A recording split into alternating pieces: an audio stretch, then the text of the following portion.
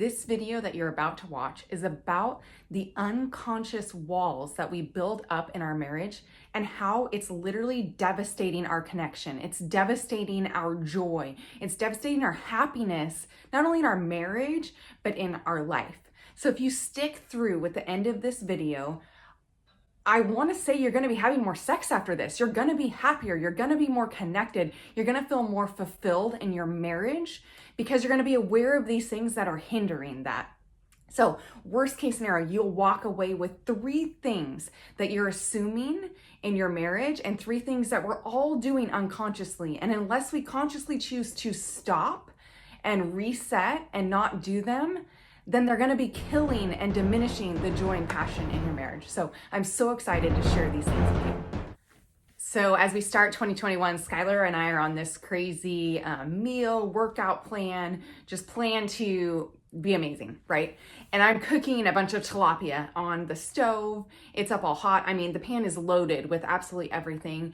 And our friends had shared that you're supposed to put mustard on it and that makes it taste better, right? So I spray all the mustard. I sent him a boomerang video of me spraying it. And I'm over there ready to flip and a piece of mustard and fish fly out of the pan and hit me like right in the eye. I'm like, oh my gosh, trust me, this has to do with marriage. Oh my gosh, I'm like freaking out in the kitchen, and Skylar does what he always does. The first thing he says whenever I get hurt is, "Are you okay?"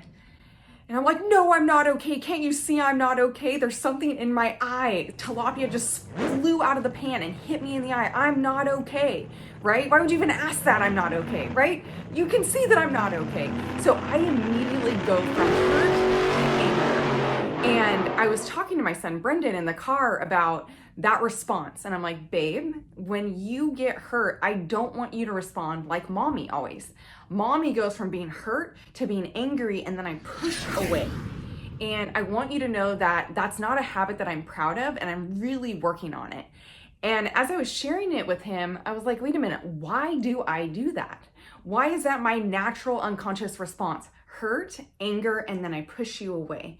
When really what I want in that moment is actually to be nurtured and cared for because I'm hurt, right? So Skylar saying, "Are you okay?" It would seem like I would accept that because that's what I want in my head, but unconsciously I have this way of pushing him away and building up this wall. And what I realized was that when I feel hurt, I feel vulnerable. And when I feel vulnerable, my brain associates vulnerable and open with weak. And when I feel weak, the way that I protect myself is by getting angry. And then through my anger, I can push you away and I won't be hurt anymore. And that was so crazy to realize because I do that in other ways also. There's these unconscious things that I do to help push him away. And so part of that has to do with assuming. There's 3 assumptions that I'm sure you and I make in our marriage, and it's hindering us. It's putting up walls. So the first assumption that I typically make that I want us to talk about is assuming his intention, assuming their intention in the comment. So sometimes things like, "Oh, babe, you should try this," right? Or, "Oh, what about this? Have you done this? Oh, this is what you should be doing." A lot of times those comments, even when I say it right now, are very nice comments. They're comments that could actually help me. But for some reason, when I hear those comments, my brain goes to, wait, what? What's wrong with me? What do I need to do? What flaw are you pointing out with me? And it makes me feel really, really vulnerable. And then I assume the worst in Skylar. I assume I know his intention in the comment that he made, yet I don't know his intention. So one of the things that we've stopped doing as a couple is assuming that we know the intention behind the communication. We always check in and make sure that we know what the intention was with that comment. Oh, were you trying to help me, or were you kind of being mean when you said that? And it gives us a space to clear out any negative thoughts or clear up any walls that would begin to be built if I didn't check in with him. The second theme that we talk about with assumptions is our feelings. I try and not assume how he's feeling. Because when I do, I assume that he's feeling how I would feel in that situation. And so many times that's not the case, because my first initial emotion that I typically have is anger. And Skylar isn't an angry person. He doesn't go to anger. So I'm like, oh, babe, what's wrong? Are you mad at me? Or are you angry at me? And that's never the case. So we've learned, or I'm trying to learn to not say, oh, are you mad at me? I'm trying to say, hey, what's going on with you? Or what are you thinking about? Where are you at right now? What are you feeling? So that I don't assume that he's one way and then I'm like, oh, well, he's angry, I'm going to be angry too. And then I start this spiral, right? If I just assume what he's feeling. Also, I don't assume what he wants. I can't read his mind, right? So if I'm not asking him what he wants and what he desires from our relationship, like now would be a great time. You probably just set new goals in 2021, right? And hopefully you set some goals around your family and your marriage, right? What does your spouse want from the marriage? What do they want from you? What would make them most joyful? What would make them feel most connected to you? A lot of times I've set goals around our family about what I wanted, right? Not what they wanted. And so this year, I think I got it right. Like I know exactly what Skylar wants in our marriage. And now my goal is around fulfilling that. It's such a huge, huge difference when I don't assume what he wants, when I don't assume what he's feeling, and when I don't assume the intention that he has. Because when I assume those three things, I most of the time jump to the wrong conclusion. I assume the wrong thing and then I go on defense mode and I unconsciously put up a wall to protect myself if I think he's gonna harm me for any reason or is being mean to me for any reason. I then attack back and we start this vicious cycle, and out of nowhere he's sideswiped just because I assumed something. Isn't that crazy? Just because I made an assumption.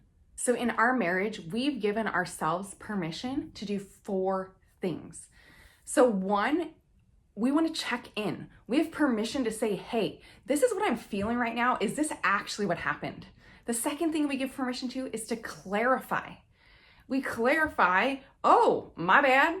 That wasn't what you meant. Oh, okay, I understand now. Third, we give ourselves permission to apologize, right? And to make mistakes. And fourth, we give permission to adjust. So clarify and adjust kind of go hand in hand, but you get the picture. Because if that isn't in place, I guarantee you will begin to close. And men and women close for different reasons, but part of that is from our assumptions. Because at the end of the day, every woman, every feminine being wants to be loved, nurtured, and seen. Loved, nurtured, and seen. And if they don't get their thoughts clarified, and if you don't make time and space for them to hash out these things with you because you're too busy, because you're building a business, because you have things you need to do, or because you just don't want to sit there and listen, I guarantee you her heart will begin to close. She will begin to shut down, and you will not experience, husbands, the joy and passion and sex life that you're desiring. I guarantee it. But if she's loved, nurtured, and seen, you will get that stuff. So when we talk about having a closed heart, right? A closed heart is guarded. It has walls up. It has space in between what could possibly happen so that it doesn't penetrate, right? If you're going to hurt me, I'm not going to feel it if I have my wall up. So when you think about the feminine, right? When the feminine's lied to or let down or told, I'm going to do this and you don't do it, she begins after time to close that heart. Women, you can force your man to close his heart if you nag him all the time, you criticize him all the time, and you constantly are telling him the things that he's not doing right. That's killer. He'll begin to shut down, right? Do you think if you criticize him, he's going to want to love, nurture, and see you? There's no way, right? It goes hand in hand. Feminine or a woman is fearful or uncertain of things, she'll begin to shut down because she needs to protect herself, right?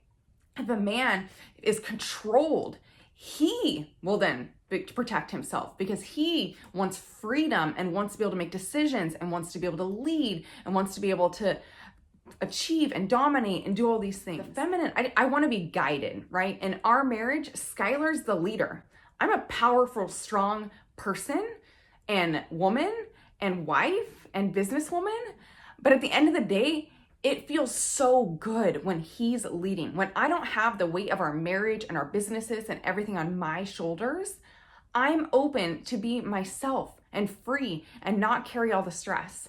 So when you think about it, if you begin to nurture, so men, if you start to nurture those things, you follow through and do what you say you're going to do, you listen to your spouse, you give her space to go through her emotions, right? And women, if we don't criticize, we don't nag, we allow them to be who they are and we don't control them, right? Then there can be this openness and this flow and this connection and joy and passion in your marriage, right?